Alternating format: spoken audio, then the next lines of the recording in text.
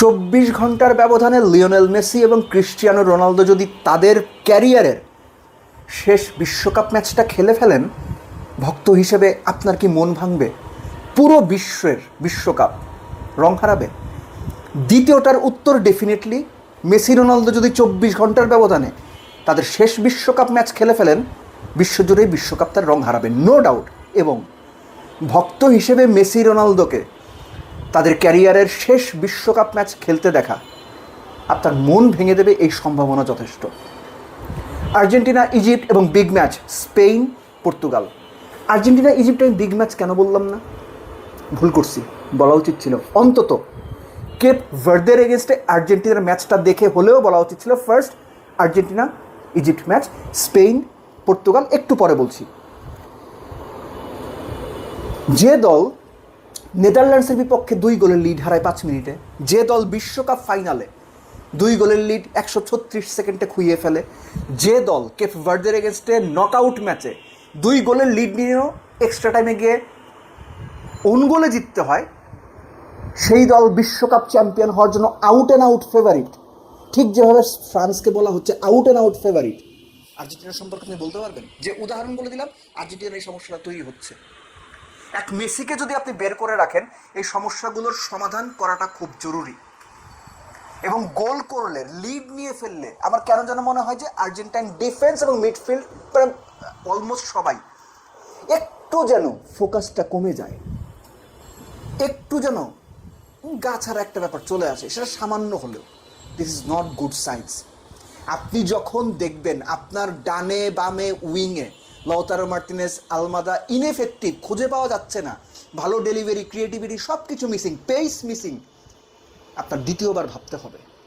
যখন আপনি দেখবেন সিঙ্গেল পিভট পজিশনে অ্যালেক্সিস ম্যাকালিস্টার ডিফেন্সিভ ডিউটি পালন করতে গিয়ে হিমশিম খাচ্ছেন কিংবা যা চাচ্ছেন সেটা দিতে পারছে না, আপনার তৃতীয়বার ভাবতে হবে। যখন আপনি দেখবেন ডান পাশে মিডফিল্ডের জায়গাটা, যেখানে বেশিরভাগ সময় রড্রিগো ডিপল অপারেট করে, সেটা অনেক বেশি ভালনারেবল হয়ে যাচ্ছে, সেই প্রেশার পড়ছে রাইট ব্যাক পজিশন, এবং সেখানে গঞ্জালো মন্টিয়াল, নোয়েল মলিনা ক্রমাগত ভুল করছেন, আপনাকে 4বার ভাবতে হবে।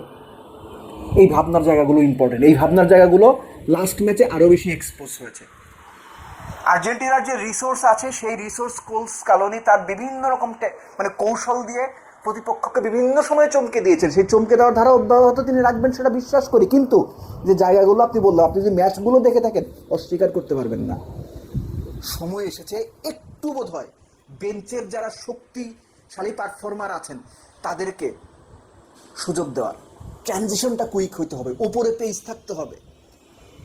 এই যে মেসি সব কিছু বদলে দিচ্ছে, মেসি গোল করছে, সেখানে লতারো মার্টিনেজ একদম স্ট্যাচু, কিংবা আলমাদা স্ট্যাচু হয়ে যাচ্ছেন, সেখানে লোসেলসোকে খেলালে কি হবে, ব্রাঙ্কোকে খেলালে কি হবে, সেখানে নিকোপাসকে নামাইলে কি হবে, আমি জাস্ট হাইপোথেটিক্যালি বলতেছি। কিংবা মাঝখানে এনার্জেটিক সিমিওনের খেলাইলে কি হবে। এইটাই সময় নকআউটের জায়গাটা ভাই খুব আনফরগিভিং, নির্মম। একটা ভুল, একটা স্লিপ, বুয়েন্স আইরেসের ফ্লাইট ধরা লাগবে, কোনো রকম এদিক ওদিক নাই।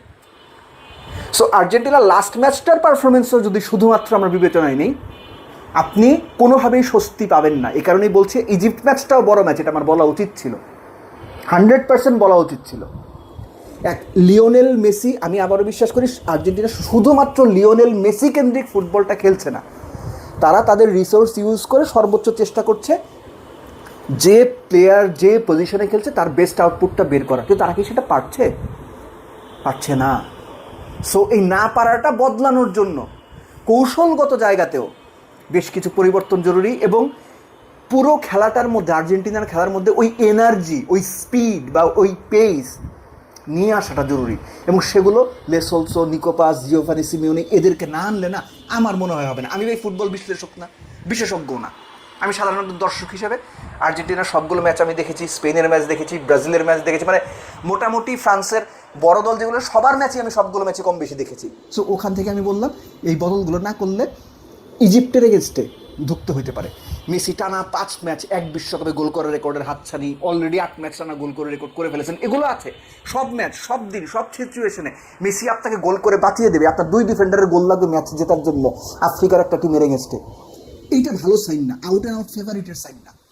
আর বিশ্বকাপে কোনো দল টানা 3 আফ্রিকান অপোনেন্টকে হারাইতে পারে নাই।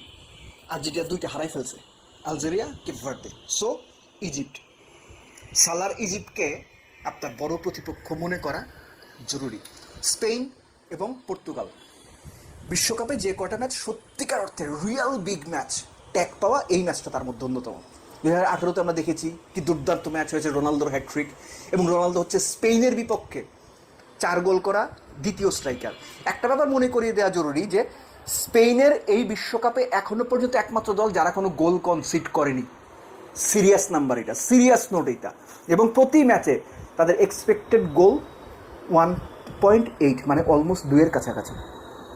সো স্পেন দলটা যে ফেভারিট, সুপার কম্পিউটারে বলছে স্পেনের জেতার সম্ভাবনা 49%, পর্তুগালের জেতার সম্ভাবনা 25%। এবং সবশেষ 12 ম্যাচে স্পেন পর্তুগালের যে মুখোমুখি 12 ম্যাচ, সেখানে পর্তুগাল মোটে একটা ম্যাচ জিতেছে। But still when you have someone named Cristiano Ronaldo, তখন একটু হলেও পর্তুগালকে আপনার এগিয়ে রাখতে হবে। না, আমি নাম্বারের হিসাবে বলছি না, পর্তুগাল একটা কিছু করে ফেলতে পারে, রোনালদো একটা কিছু করে ফেলবে, এই বিশ্বাসটা রাখা জরুরি। স্পেন যেভাবে খেলেছে, পর্তুগাল যেভাবে খেলেছে, লাস্ট ম্যাচটাও তো আমরা যদি দেখি নকআউটের ফার্স্ট ফেজ 30 রাউন্ড 32-তে অস্ট্রিয়াকে আউটপ্লেড করে দিয়েছে স্পেন, তারটা পর্যন্ত পায়নি। আর ক্রোয়েশিয়ার বিপক্ষে পর্তুগাল অনেকটা ধুকে ধুকে জিতেছে, শেষ মিনিটের গোলটা বাতিল না হলে ম্যাচটা এক্সট্রা টাইমে জিততেও পারতো।